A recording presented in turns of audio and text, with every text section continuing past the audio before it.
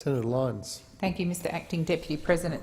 I rise to speak on the matter of public importance, the impact of the Abbott Government's decision to cut $500 million from Indigenous programs in its first budget. And I have to say, those of us on the Labor side were absolutely insulted to hear government members claim that this is some cheap political trick when the truth speaks for itself.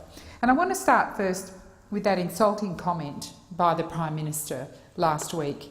He made that in Western Australia, made it in Kalgoorlie, where disadvantage should have been on every street corner for the Prime Minister to see, but he claimed it was a lifestyle choice. And what he was doing when he did that was he was simply repeating that time-worn assertion that Aboriginal people represent little else but a drain on the public purse. And that's what we're hearing today in this place from government senators opposite.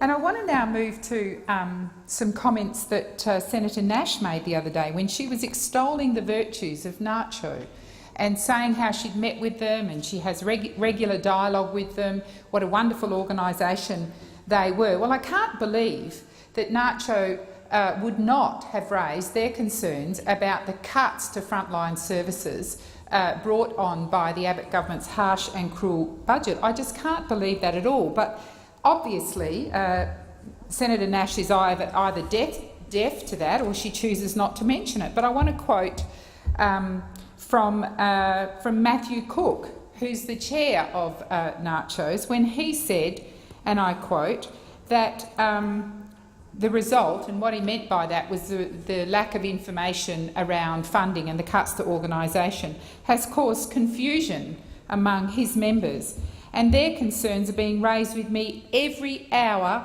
of the day since the announcement was made by Minister Scullion.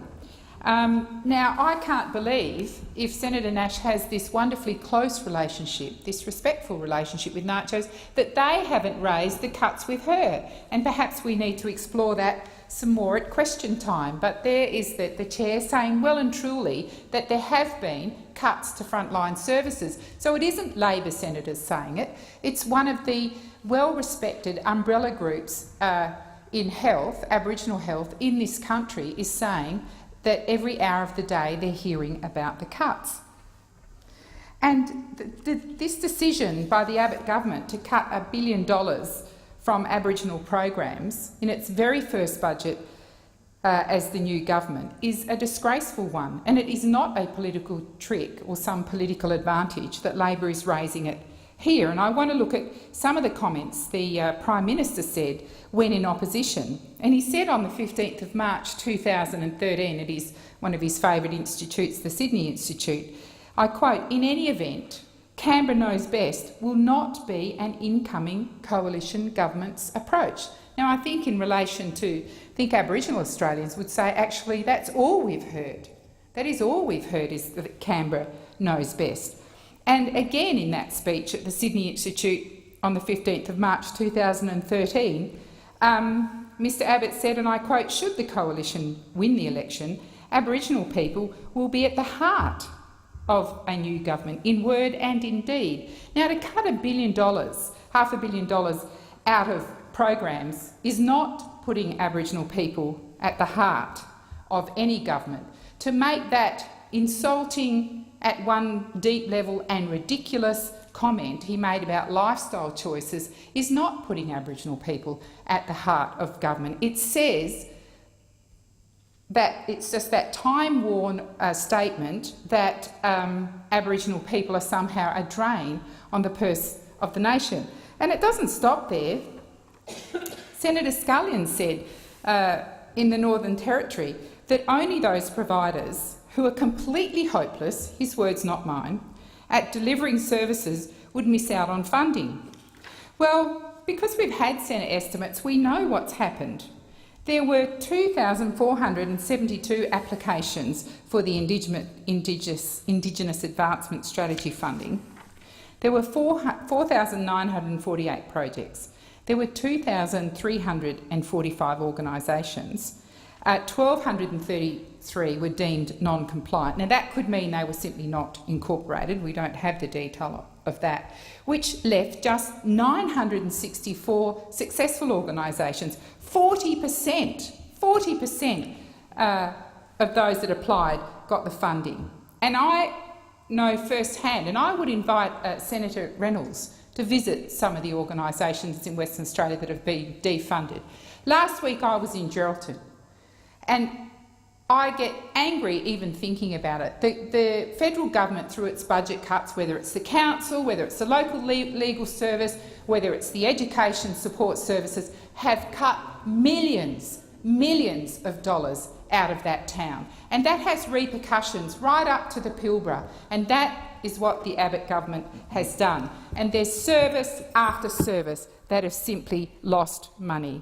So $534.4 million ripped from programs and frontline services, and I witnessed that firsthand just in Geraldton. I didn't even have to go very far, and I would challenge Senator Reynolds to get out of Perth and go and visit some of those frontline services that have lost funding.